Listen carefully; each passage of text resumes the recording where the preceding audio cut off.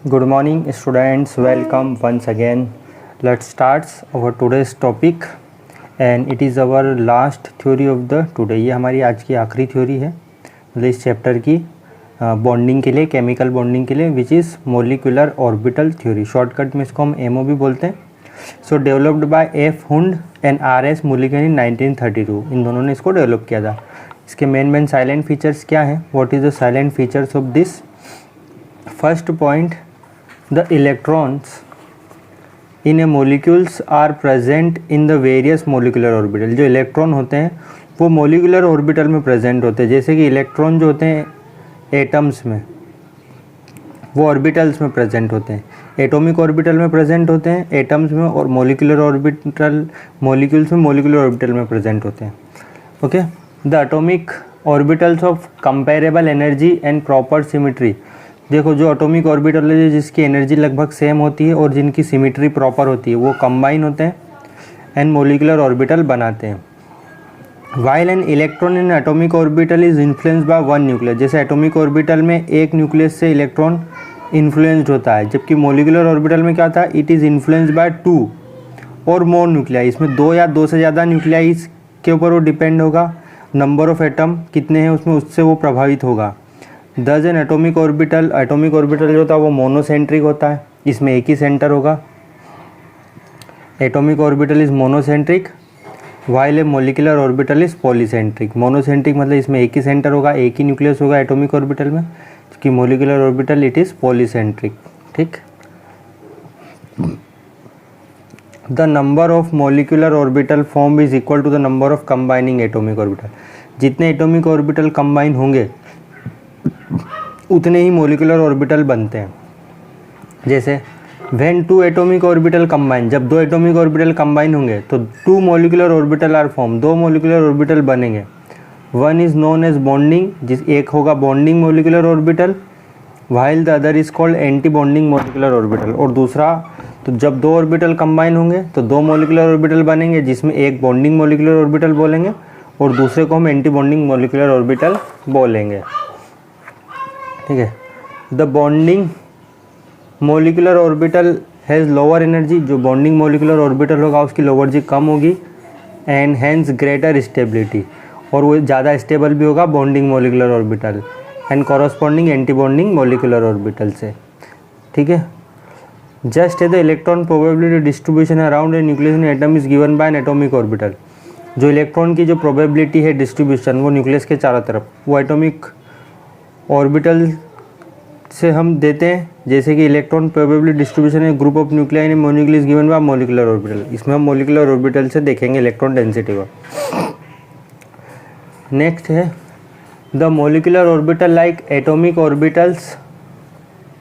जो molecular orbital है, molecular orbital जैसे एटॉमिक ऑर्बिटल होता है, अबाउ के प्रिंसिपल को फॉलो करता है, पाउली एक्सक्लूजन प्रिंसिपल को और हुंड्स रूल को, तो वैसे ही मोलिकुलर ऑर्बिटल भी इन सारे रूल्स को फॉलो करेगा। जैसे अबाउ का प्रिंसिपल फॉलो करेगा molecular orbital, Pauli's exclusion principle and the Hund's rule, ये तीन रूल ये फॉलो करता है जैसे एटॉमिक ऑर्बिटल फॉलो करते हैं। ठीक है, नेक्स्ट है इसी में, ये तो सारे इसके साइलेंट फीचर्स थे, क्या क्या इंपॉर्टेंट बातें थी। अब हम देखते हैं formation of molecular orbital. Molecular orbital का फॉर्मेशन किस तरह से होता है? तो इसके लिए हम जो तरीका अपनाते हैं वो होता है LCAO मेथड। LCAO मेथड क्या होती है? Linear combination of atomic orbital.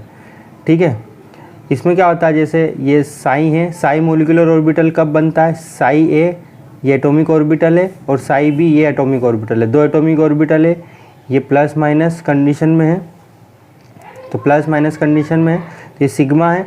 जब Sai A plus psi B, क्योंकि वेव फंक्शन होते हैं, तो जब दो वेव आपस में कंबाइन होती हैं, दो वेव जब आपस में कंबाइन होती है तो वेव फंक्शन को हम साई से दिखाते हैं, तो Sai A plus psi B।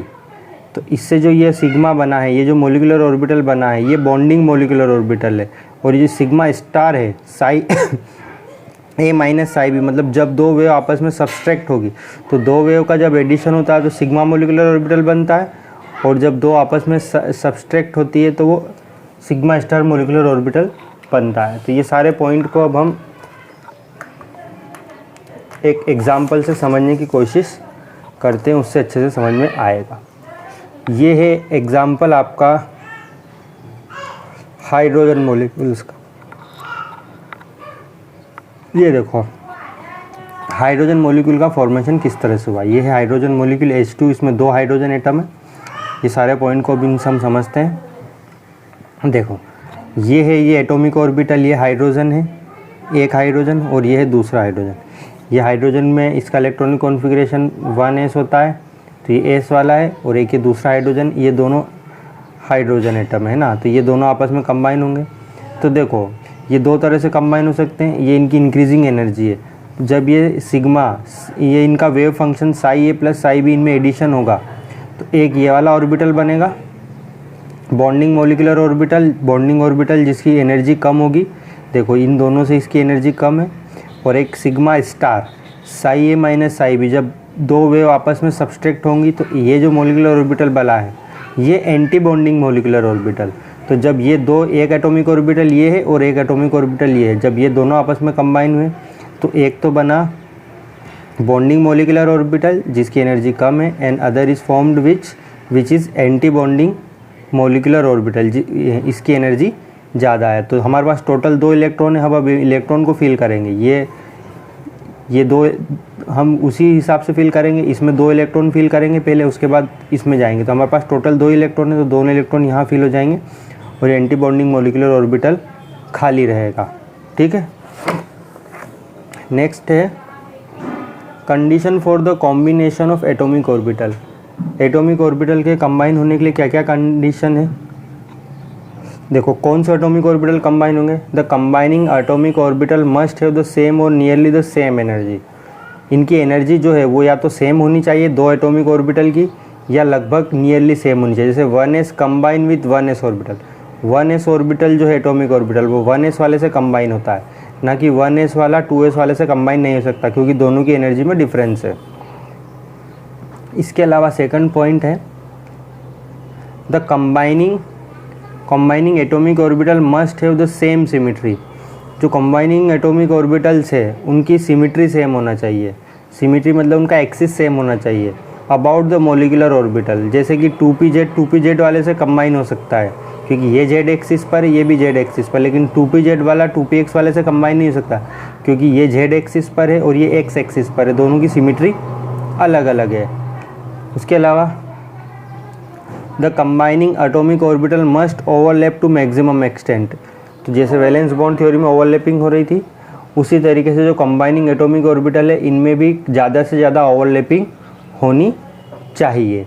तो अब मैं आपको दिखाता हूँ कि ओवरलैपिंग किस तरह से होगी, कौन कौन से ऑर्बिटल कंबाइन होते हैं।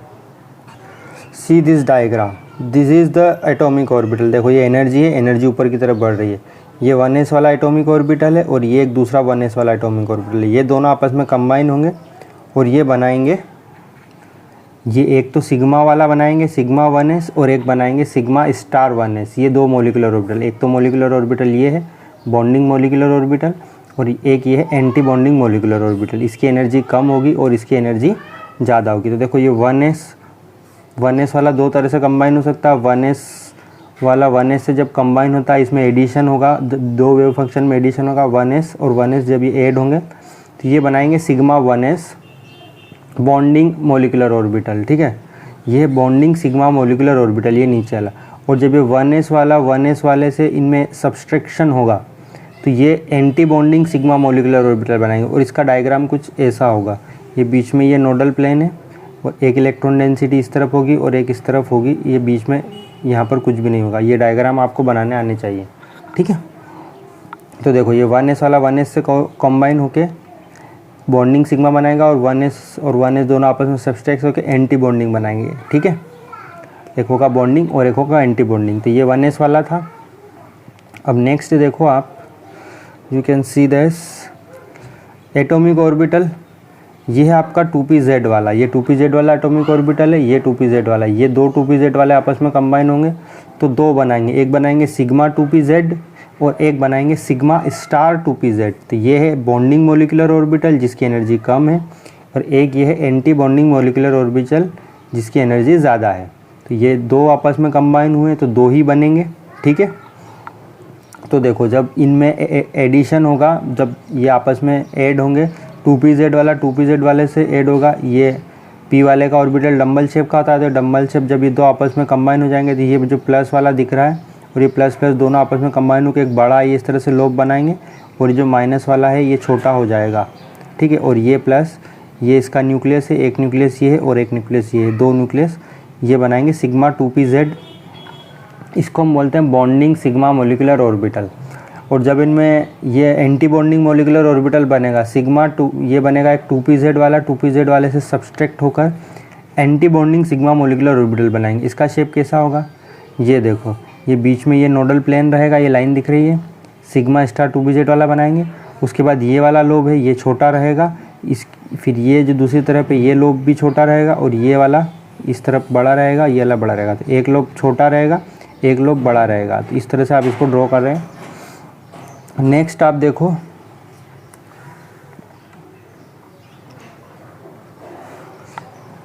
ये है सिग्मा 2px वाला। देखो ये है इनकी एनर्जी सिग्मा 2px वाला, एक सिग्मा ये एटॉमिक ऑर्बिटल है सिग्मा 2px और दूसरा एटॉमिक ऑर्बिटल है सिग्मा 2px। ये दोनों आपस में कंबाइन होंगे, एक बनाएंगे बॉन्डिंग मोलिकुलर ऑर्बिटल्स पाई 2px। ये x वाला पाई तरह से ओवरलैपिंग होगी इसमें, और एक ये बनाएंगे पाई स्टार 2px मोलिकुलर ऑर्बिटल। ये है एंटी बॉन्डिंग मोलिकुलर ऑर्बिटल। तो देखो 2px वाला 2px वाले से जब एडिशन होगा तो ये दोनों ऐड होके इस तरह से ये ऑर्बिटल बनाएंगे। ये इसका न्यूक्लियस, ये जो डॉट दिख रहा है ये दो न्यूक्लियस है इन दोनों के, ये ऊपर इलेक्ट्रॉन डेंसिटी और एक इलेक्ट्रॉन डेंसिटी नीचे। और ये है बॉन्डिंग मोलिकुलर पाई मोलिकुलर ऑर्बिटल, क्योंकि इसमें साइड वाइज ओवरलैपिंग होंगी, ये साइड में ओवरलैप करेंगे। ये वाले जो पहले थे वो हेड ऑन हेड ओवरलैपिंग कर रहे थे, ठीक है। ये है आपका सिग्मा, ये है आपका 2px जिसमें सब्सट्रैक्शन होगा। 2px वाला 2px से सब्सट्रैक्ट होके ये बीच में नोडल प्लेन है, ठीक है। ये इस तरह से आप इसको डायग्राम बनाएंगे। ये प्लस और माइनस का मतलब है यहाँ पे इलेक्ट्रॉन डेंसिटी और यहाँ इलेक्ट्रॉन डेंसिटी नहीं है। तो ये देखो प्लस माइनस, एक जगह इलेक्ट्रॉन डेंसिटी एक जगह इलेक्ट्रॉन डेंसिटी नहीं है, इधर इलेक्ट्रॉन डेंसिटी नहीं है, इधर इलेक्ट्रॉन नहीं। और ये जो दो डॉट दिख रहे हैं ये न्यूक्लियाई को रिप्रेजेंट कर रहे हैं। ये एंटी बॉन्डिंग पाई मोलिकुलर ऑर्बिटल इस तरह से बनता है, ठीक है। तो आप ये डायग्राम देखो, bonding molecular orbitals sigma 2s sigma 2pz पाई 2px पाई 2py। Anti bonding molecular orbital को आप देखोगे तो sigma star 2s sigma star 2pz पाई स्टार 2px पाई स्टार 2py, ठीक है। तो ये आपको याद रखना है।